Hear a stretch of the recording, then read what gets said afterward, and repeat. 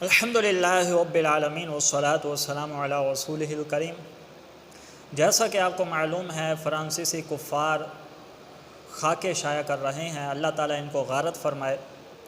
یہ بڑے ہی خبیث الفطرت لوگ ہیں، ہر 2 مہینے بعد ان کو خارش ہوتی ہے، اور پیٹ میں جو حشرات الارض ہیں وہ جب ان کو کاٹتے ہیں تو یہ اس طرح کی الٹی حرکتیں کرتے ہیں۔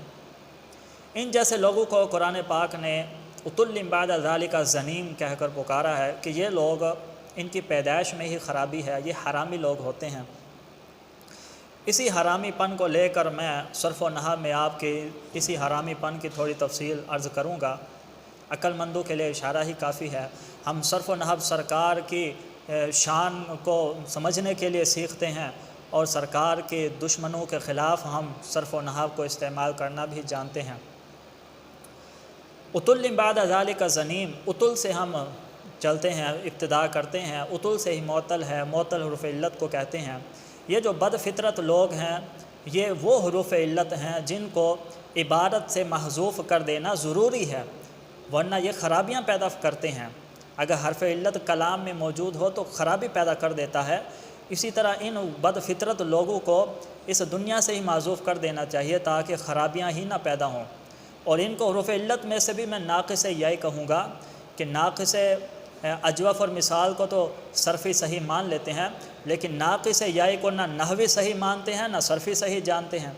تو یہ وہ بدبخت ہیں کہ ان کو نہ اپنے صحیح سمجھتے ہیں، اور مسلمان تو ویسے ان کو گھٹیا جانتے ہیں۔ اور یہ گھٹیا اس واسطے ہیں کیونکہ ان کے جو مرکبات ناقصہ ہیں نا، ان میں اسناد نہیں ہوتا۔ ان کی جو مونثات ہیں ان میں نسبت نہیں ہوتی، ان میں جو ہے نا ان کے باب کی طرف نسبت ہی نہیں ہوتی، ان کا مسند الیہ ہوتا ہی نہیں ہے۔ اس واسطے یہ نہایت ہی گھٹیا قسم کے لوگ ہیں، اور ان کا مسند الیہ باب اس لیے نہیں ہوتا کیونکہ ان کی جو مونثات ہیں یہ ان توابع کی طرح ہیں کہ جن کا اعراب بدلتا رہتا ہے، کبھی کوئی اعراب آ گیا، کبھی کوئی اعراب، کبھی کوئی۔ ان کی مونثات بھی اسی طرح ہوتی ہیں، ان کا جو ہے نا ایک اعراب ہوتا ہی نہیں ہے۔ اور یہ اس واسطے کہ ان کی مونثات کا ایک مذکر کے ثلاثی مجرد سے گزارا ہی نہیں ہوتا، بلکہ ہمیشہ یہ ثلاثی مزید فی کی طلبگار رہیں گی۔ اور اتنا ہی نہیں بلکہ ان کی مونثات کو اگر اسماء ستہ مکبرہ میں سے ذو مال مل جائے تو یہ فمن کو ہنن سے متصل کرنے میں نون قطنی کی جتنا ادنا سا تأمل بھی نہیں کریں گی۔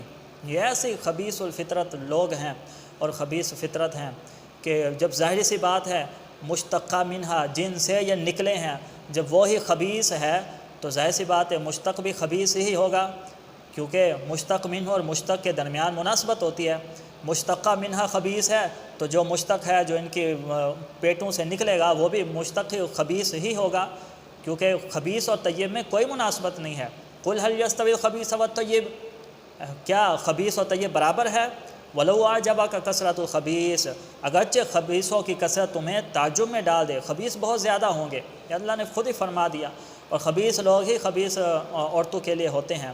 تو یہ وہ اعراب تقدیری اعراب ہیں جن کو ظاہر کچھ اور ہوتا ہے، اندر سے ان کی حالتیں کچھ اور ہوتی ہیں۔ ایسے خبیث لوگوں کے لیے ایک غیر منصرف عدل اور عمر کی ضرورت ہے۔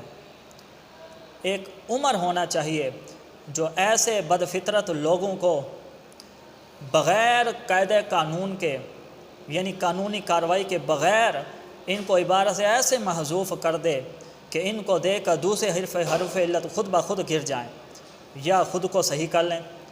جیسے وہ باب افتعال کے فا کلمہ کی جگہ اگر واو آ جائے تو فا کلمہ حرف صحیح سے تا سے بدل جاتا ہے۔